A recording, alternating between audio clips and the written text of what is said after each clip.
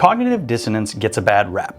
It's that uncomfortable feeling when you hold two contradictory beliefs. But what if some contradictions are actually healthy? What if holding certain opposing ideas makes you more effective, not less? That's the topic on today's Tech Thaumaturge. Cognitive dissonance is typically framed as something to resolve. The textbook view is that holding conflicting beliefs causes discomfort, and humans naturally seek to eliminate that discomfort by changing one belief or the other. Some textbook examples of cognitive dissonance include eating meat while caring deeply for animals, or smoking while knowing smoking is bad for you. Weirdly enough though, some of the most effective people I know hold very niche and specific contradictions permanently 100% of the time. They don't resolve them because resolving them would make them worse at what they do. So what are those contradictions? Let me explain. The paradox of self-worth. Here is the first productive contradiction. I am enough as I am versus I need to become better.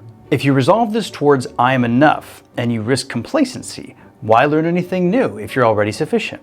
If you resolve this toward I must become better, then you risk never feeling satisfied. The goalpost keeps moving, you burn out chasing perfection. But holding both of those simultaneously, something interesting happens. You can accept yourself while still growing. You can acknowledge where you are without being stuck there.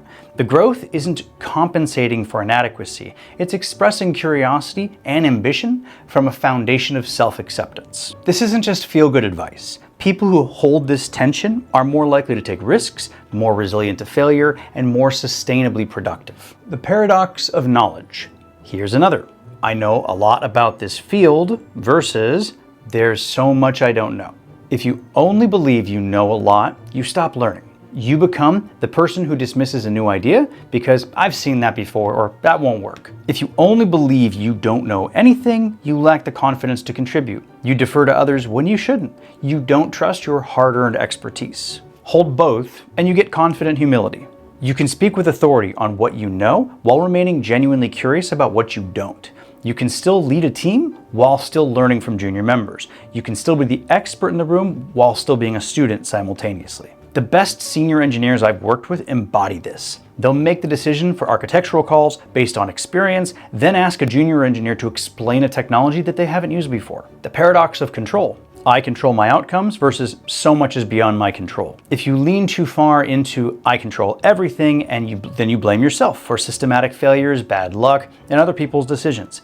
You take on impossible responsibility. If you lean too far into it's all outside my control, you become too passive. Why try so hard if things aren't in your hands? Your functional approach is holding both. You take full responsibility for your actions and decisions while acknowledging that the outcomes that depend on factors that you can't always control. You work as if everything depends on you while accepting that sometimes the world has other plans.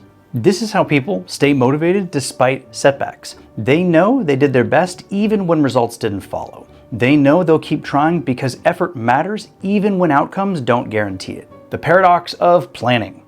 I should plan carefully and plans will definitely change. Pure planners can become very rigid, defending the plan even when reality has shifted. Additionally, some will take planning so far, they will try to discover 99% of the issues before starting and miss deadlines. Pure improvisers can become chaotic, reinventing their approach constantly without building momentum. Effective people plan knowing the plan will change. They put real effort into thinking ahead, anticipating obstacles, designing strategies, building timelines, and they hold these plans loosely, ready to adapt when new information arrives. The plan isn't the goal. Getting the outcome is the goal. The plan is just today's best guess about how to get there. The paradox of caring. I care deeply about my work versus it's not that serious. If you care too much and every setback devastates you, you take criticism personally. You can't recover from failure. Care too little and you phone it in. You do the minimum. You never produce anything excellent. The sustainable approach is caring intensely while simultaneously keeping perspective. This project matters. You want it to succeed. You'll put in real effort. Also, if it fails, the world continues. Your worth isn't tied to this outcome. Other opportunities will come. This isn't about not caring. It's about caring without permanent attachment, investing fully without over-identifying with the result.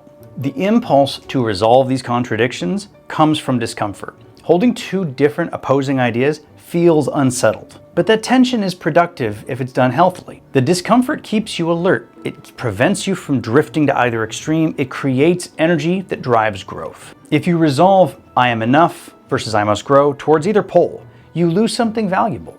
The unresolved tension is the point. Identify one productive contradiction you should embrace. Notice your current lean. Do you overemphasize one side versus the other? Is it always I must improve, or is it always I'm fine as I am? Articulate the opposing belief. Can you genuinely hold the other side in your head too?